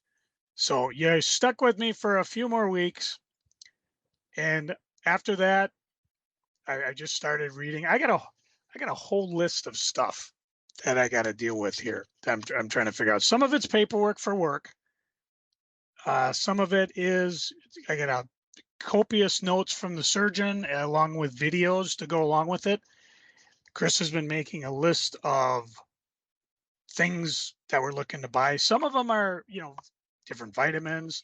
They say in this type of surgery, ice is your friend. So the question is, what type of ice do I want? Like there's one that she saw where you put ice in it and it pumps cold up into your arm. I was looking at just like gel packs. Get 2 of them that cover the shoulder. I'll put one in the fridge, one not. Now keep in mind, for 6 weeks, I'm going to be one-handed. Cory, I want you to walk around the house with your dominant hand in a sling and see how well you function. That is one reason we're looking at getting a bidet. That would be like cheating. What? Huh? No, What? no. I know. No double dates for you. So a lot of things to deal with. Some of them are like I've got different. I got to cancel vacation because I'll be out during some of the vacation. What's going to be interesting is when can I have my return date? Because they say there's no lifting, 0 lifting for 6 months until they give you the okay, because it takes that long for the tendon to heal to the bone, anything else that's doing. That may cut into my retirement date because I'm trying to retire in February 2027. So let's see, June, July, August, September, October, November, December. That means I'll come back January, February and leave. That's got kind that of the going best for way me. to do it, though, isn't it? Well, compared to some of the guys who are just like, you know what, I'm out of here, voom. So, and I got to check with the surgeon because I think again, there's FLMA paperwork, there's all sorts of things. I got to think of some things like we're going out after this podcast. We're going someplace to buy an actual chair that reclines all the way because that'll probably be where I will be sitting or laying or living for the next couple of years, at least 6 weeks. I will be around for Free Comic Book Day. I'll be going to the MCBA show. That's June 6th, the One Day Wonder out at the Minnesota State Fairground Education Building. I'm not setting up, so I'll just be going and hanging around, figure out things with the car, might move the computer upstairs. I'm assuming I won't be ready to podcast, but if I don't have to lift anything, if I can sit upright for an hour, I'll give you all sorts of gruesome details. Again, it's a 2-hour surgery. So judging by my last surgeries, and again, you can go back and listen to them on the podcast, go to sleep, wake up. What happened? So there's a lot of different things going on. One of the big things we're doing, well, you know what? That's a geeking. I'm going to wait and talk more about this on geeking. Those are pretty much the 2 things I'm freaking on right now. It's something I wanted, but it's also like, it's imminent. Cory, what you freaking on? Guandana Land Comics will continue as a hobby and a personal project. He will continue to make any books they want and have them available on Lulu.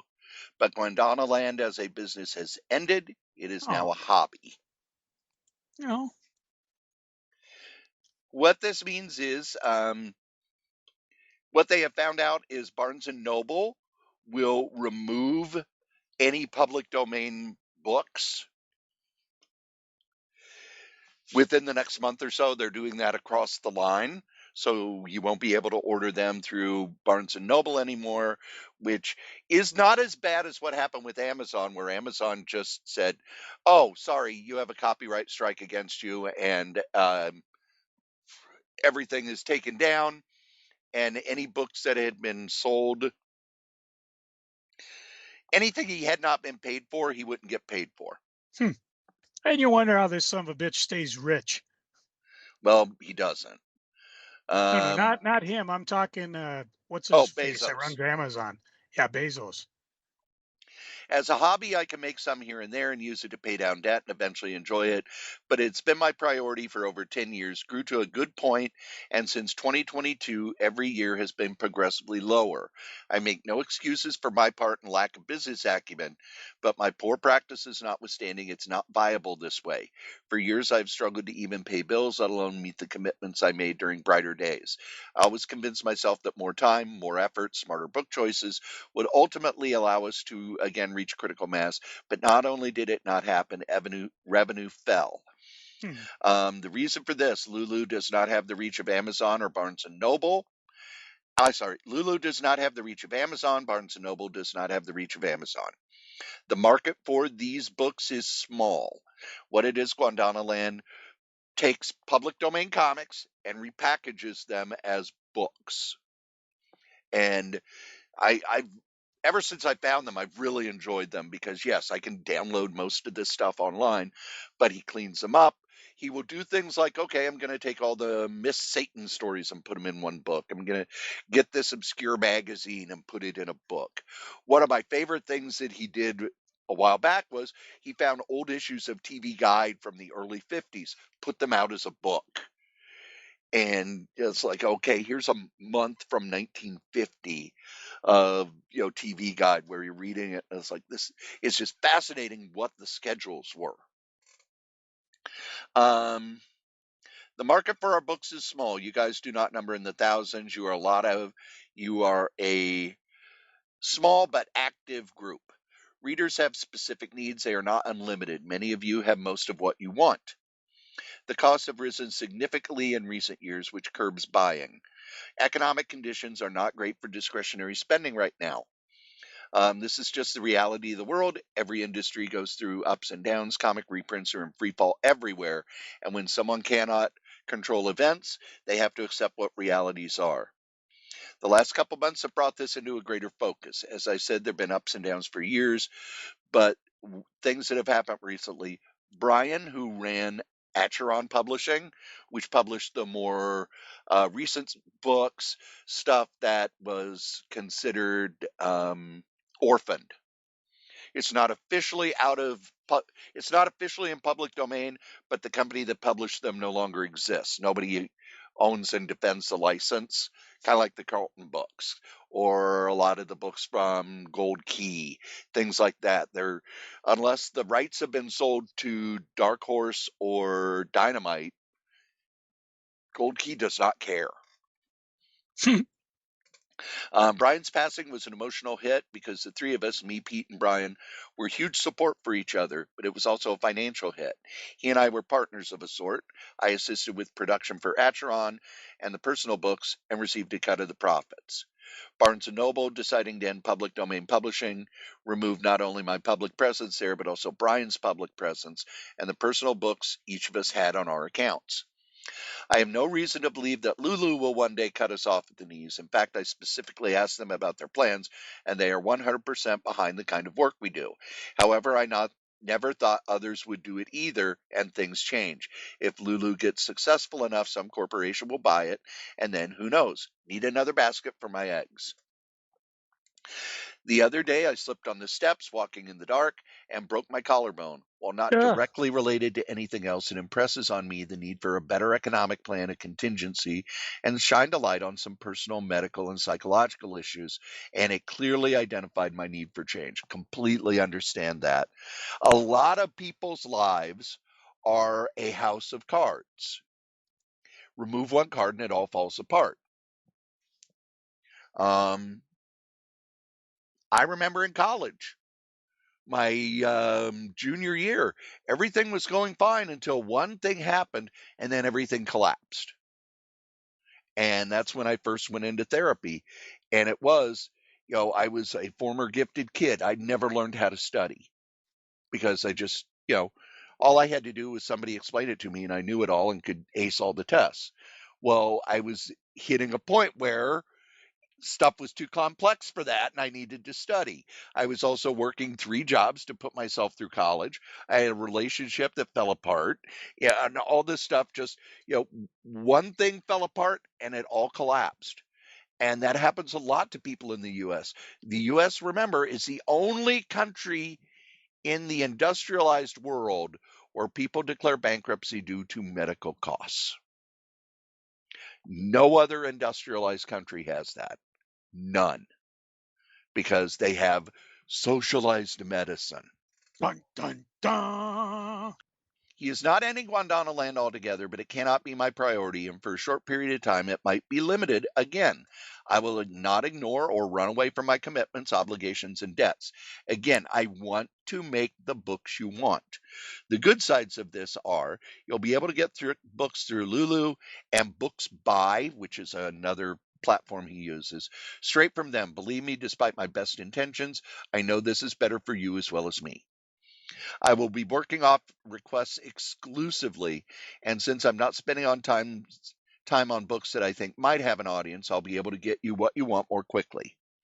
If I owe you and you are Legion, there's a legit chance I could take care of it, whether money, books, PDF updates, or anything else. I've spent years trying but failing. I'll make more money by not doing books and can get all of those things caught up in the next few months. You do not have to listen to my excuses or listen to me whine anymore, because who whines about a hobby? Well, we've done 702 episodes whining about a hobby. If things change considerably in a year or so, I might be able to go back to it full time. Given my age, I cannot plan to do what I'm going to do forever. Odds are this would have happened anyway. If Brian had not been taken, if Barnes & Noble had not betrayed us, chances are there would still come a point where I knew it would never work as a business. As I mentioned, I considered that weakly, and whether it was through determination, desperation, obsession, or arrogance, I chose to keep going. Not sure whether that's a source of pride or shame, or a little of both. After the last month, I went a little nuts and tried to do even more, making books obsessively, trying to business things into a stable place, trying to do what Brian was able to do, but really only made things worse, because with the new Barnes & Noble situation, it's almost like they picked the worst possible moment. But it's easy for me to try and deflect and blame someone else. Not us. We blame Barnes and Noble. On one hand, I feel like it's an end, and it's really hard, not just because of the time and effort, but I have been proud of certain aspects of this, while also sick about the failure of pride, ego, I don't know.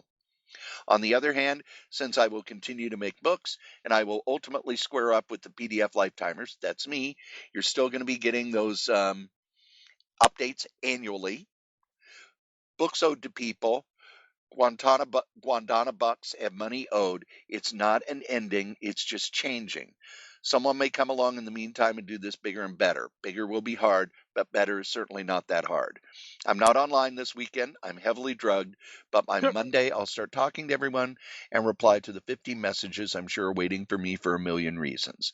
So, with Guandana Land, because it's a hobby, you can still do what I did, which is buy the lifetime subscription. You will get a hard drive of everything that all 3 of the publishers, Guandana Land, Acheron Press, and Retro Comic reprints. You'll get a hard drive with every book they've created. You will get an update, it sounds like annually. He was doing it quarterly through email, and the problem was that he would then kind of get lost in, okay, who's gotten their hard drive, who needs an update, this hard drive, where does it cut off? I know with me, I had bought a hard drive, and then I was not on the update list for a year. And I found out about the updates, and I said, oh gosh, Lance, I haven't gotten any updates. And he'd email me the updates, but he would just kind of do the copy and paste thing. Well, the update download would be out of date. So I'd email him back, say, hey, the link doesn't work. When you get a chance, let me know. And he's like, oh my gosh, that's right. It was only there for this time because I had to do this update and everything. And he got me square within a month or two. So the updates are still the lifetime's still available. It is a fantastic thing. It's a hard drive with everything all three publishers have ever printed, and then you get annual updates every year, and it's thousands of books. Let me actually go to that hard drive. For Gondwanaland, it takes you up to, where's the last update? There we go, 5/20 of 2024. Lifetime update.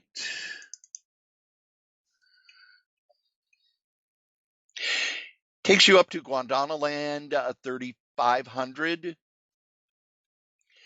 It also has the Acheron that went up to 400.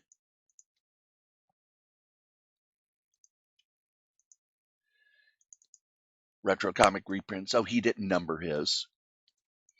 And then there was books that don't exist, which are books that are probably in public domain, but the character is not. So he would publish them with an alternate name, like the boy who would become Kal-El. That seems pretty vague. Because there are a bunch of Superboy stories that were published that have gone out of copyright. They didn't renew the copyright, but the character's still trademarked. So it's kind of like with Disney when they did the Uncensored Mouse. Malibu Comics found that the early Mickey Mouse comic strips were in public domain. But they also knew that Disney would sue their asses into the ground if they published a Mickey Mouse comic. So they put out a comic with a black cover called The Uncensored Mouse. It was bagged, not because of rarity, but because, hey, we don't want the Disney people coming after us, so we can't say, hey, we're selling this as a Mickey Mouse comic. But Disney sued them anyway, and there were only 2 issues. So it's a lot like that. I have been a fan of Gondwanaland comics since I discovered them. Lance is one of these guys. He's a great guy. He loves comics. He was actually making a decent living doing these public domain books when they were on Amazon. And then, he got the copyright strike, and they never told him what book. They never told him what it was, because on his books, he actually had bought a Library of Congress membership or whatever you need to do so that he could research, is this in public domain? But somebody must have challenged it, and Amazon took their side because people had challenged it before, and he would send in the proof that it was a public domain book. But on the last one, they didn't even ask him. They just canceled his account. That lifetime membership, I cannot tell you how many hours and hours and hours I've spent reading old comics that I would have never even knew existed, let alone bought, let alone searched for online. So much Kirby, so much Ditko, so much Wally Wood, so much of all these great artists, and a lot of crap. Because I'm not opposed to reading crap comics, as we That can is tell by that. me reading Super Hip. Most of Crime Does Not Pay, which Dark Horse quit. Dark Horse quit publishing Crime Does Not Pay. So what it was, on Gondwanaland, he actually has in one of his guidebooks, hey, this is the last issue that Dark Horse published. If you want the rest of the series of Crime Does Not Pay, these are the books you need to buy. When it was on Amazon, every so often they'd cut the price on something, and I'd pick it up for the physical book. And they're printed at larger than comic size. They're printed at that little larger than trade paperback size. So he would clean up the art as best he could in Photoshop, and some of these, the only scans we have are of really crappy copies. But Lance is a great guy. He loves comics. He loves helping people. You can go to FOG, Fans of Gondwanaland Comics. There you can get the information on what's still being published, links to the books that are available, information on becoming a lifetime member. If you are anything like me, and I hope you are, you will want to buy a lifetime subscription because you're going to get more comics than you'll read in your lifetime. Joe, what are you geeking on? I already talked about the con. So that was a lot of fun. I mentioned the surgery was set. Part of what we're doing is I'm emptying out a storage bin where I've been storing all my crap until retirement, mainly because it's gone up from like 300 to 500 a month. It is climate control, but I'm like, that's an expense I won't need. So slowly moving everything into the basement. Now I have a timetable to kind of up it. So it's kind of nice getting everything here. I do a quick look through everything, but mostly I'm storing everything in tall piles, crisscrossing like bricks, so I don't have to worry about anything collapsing. So that's driving my poor wife nuts. She's like, "You got so much stuff." I go, "Well, yeah, that was the whole point of it." Speaking of points, yes, my eBay store will be closing, so there's no way I can do it for 6 months. I mean, if I'm one-handed and then I'm not supposed to lift, I don't know what kind of pressure.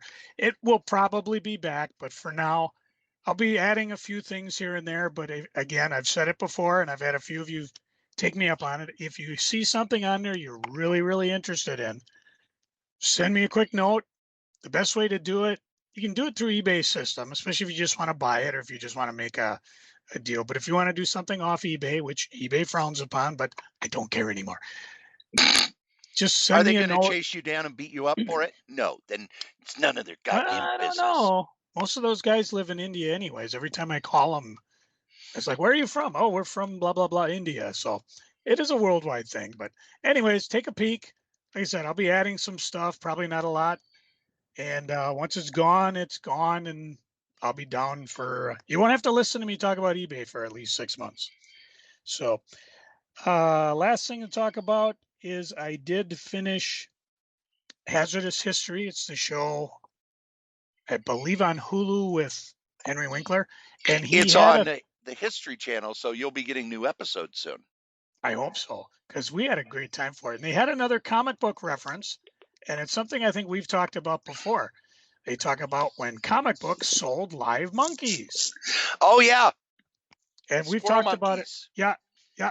And they said that other than sea monkeys, which were just brine shrimp, these particular monkeys usually, when they came, I think it's if you type Jeff Tuthill, Tuthill, he told the story in comicbooksresources.com of his tale of ordering a mail order monkey and the mishap. 90% of what they talk about, especially on Hazardous History, is this monkey's very pissed off and will bite the first person he sees. So, and had not been fed in a while. Oh yeah, hungry, crazed. You get it in a size of a shoebox. I'm quoting things off of Tuthill's thing. Little chicken wire fence in it. There's a cutout. All you can see is a face. He got the monkey home, put it in his basement. He thought it would join his menagerie of rabbits and gerbils. Rather than settle in, the monkey began to use the plumbing pipes as a jungle gym. When he tried to grab the monkey began gnawing on his arm like a drill press. He got 28 stitches. Surprisingly, his parents let him keep it. Oh, by the way, spider monkeys are well known for throwing poop at people. Yes. So, anyways, Chipper only lasted till he was 5. Could have been a wasp sting. He wasn't sure, but I just thought it was interesting that it actually made it, because the big thing with Hazardous History is you talk about, were they dangerous? Yeah, perhaps. Did people die? Well, certainly. But boy, there are things that are going to happen that we will never see again. So anyways, check it out on Hazardous History. This one was the very last episode of season 1. And like I said, we're waiting for season 2. That's all I'm geeking on. Cory, what you geeking on? First off, the new Spider-Man, Superman team up. This one from Marvel came out. Oh, yeah. And it was a very different story. And I really, really liked it. And I don't want to spoil it because I started reading it and it's like, this isn't what I'm used to. And Brad Metzger, who has done stories I like and stories I actively hated, did a really good team up story here. Because I think one of the things is because he's a novelist and he works in the world of novel writing and everything, he has he brings in an outsider perspective. And especially with the novel, in a novel, you can't go, okay, and now here's 2/3 of the story is just fighting. He did the old thing that writers do. I'm going to put two characters in a room and have them talk. And I know that sounds kind of silly and basic, but a lot of writers will do that for, okay, I've got these two characters. I need to show the differences. I need to get a story moving forward. Just put them in a room, let them talk, and the story will flow from that. And that's kind of what he does. The backup stories are all really good. I do think that the Spider-Man Noir 30s Superman story may be one of my favorite stories ever. But I really enjoyed that team up. There is also, in previews, X-Men Elsewhen. So it is coming out from, who's that? Abrams Publishing. This is the story John Byrne was doing just for himself of, okay, what happened after the death of Phoenix if we would not have killed the Phoenix? So this is what he would have done if the fate of the Phoenix went the way he wanted it to go. And he basically was doing this on his own on his website. It will be 3 volumes. First volume is coming out. It's a hardcover. It's $40. If you're, it's Byrne doing it for himself. So his art is much better than his art was the last few years when he was working at DC. I always felt his art at DC was super rushed and used tons of stock poses. I cannot say that he put a bunch of stock poses into Photoshop and dropped them in panels, but I also would not say that's what he did. This is more because he was selling the original art as he did it. I think the art is better. The story is, I've read the first batch of it when somebody gathered it all up from his website and put it out where you could download it. I like it. I think he writes himself into a corner a couple of times. I think that some of it is very much him trying to still poke a thumb in Chris Claremont's eye. But overall, it reminds me a lot of the good John Byrne stuff. So I'm very How excited. much? It's $40 for the first hardcover. There will be 3. I'm out. Well, with our Because I'm discount, not it's getting. $25.99. Yeah, but I'm not getting paid for the next 6 Right. months. So yeah, little different. True. So those are the 2 comic things I'm geeking on. I really, really enjoyed the wrestling I watched over WrestleMania week. There was only one injury I saw, and it was a freak injury where a wrestler, his name in wrestling is Jack Cartwheel. He did a leap from in the ring over the top rope, sort of tornado spin onto someone, and he landed on his elbow, and he dislocated his elbow. And the good thing is, you couldn't see the impact, but the referee was right there.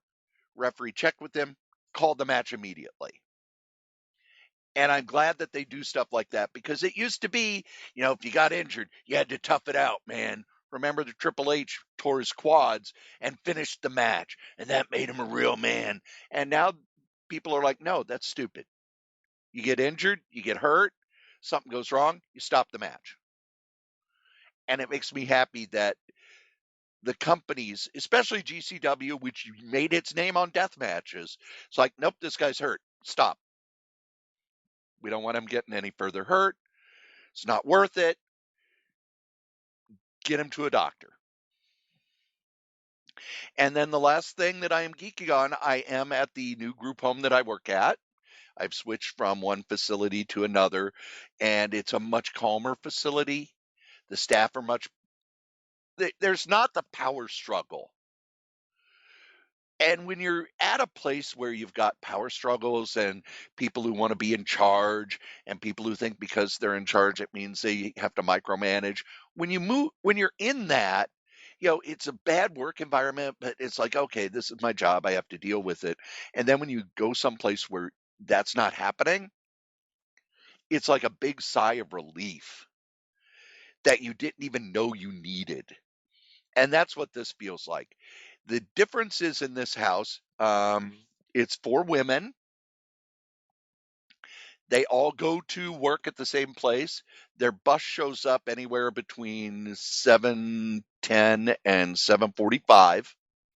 So they need to be up and ready to go by 7:15. The bus won't sit and wait for him for too long, but he's not supposed to get there before 7:15. So if he gets there at 7:10, and they're running late and they're 5 minutes late getting out to the bus, well, you showed up early, you got to wait. So it's a much different feel, much different vibe, but it's, you're boom, boom, boom, boom, boom for an hour and 15 minutes, and then it's, now I got an hour just to write everything up. I'm not rushed. I'm not having to do. It's a much more enjoyable experience, and it's a little calmer, and the schedule is exactly the same. And I'm really looking forward to Free Comic Book Day. I've not been out geeking. We did a little bit of geeking earlier this year, but remember, we did not do Black Friday. So the only geeking I did on Black Friday was to drive down to Pulp Comics and hit their dollar bin. So it'll be fun to see what's going on at the shops here in the Twin Cities. Believe it or not, kids, you've listened to us blather on about funny books for 2 hours. I know. Thank you. And as we say every week, the comic we like the least, we still like better than the comic that you like the most. Joe? What happens when Batman is late to play baseball with Robin? Well, there's a Wayne delay. Okay, even I got a groan at that one. I'd like to wish everybody a fond adieu, but I don't speak French. Oh, fine. That's why Batman and Robin quit fishing, Robin ate all the worms.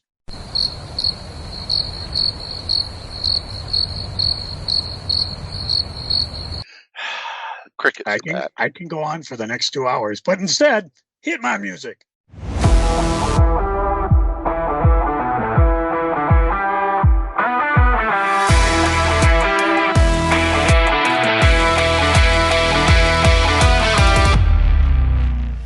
We done, bitches!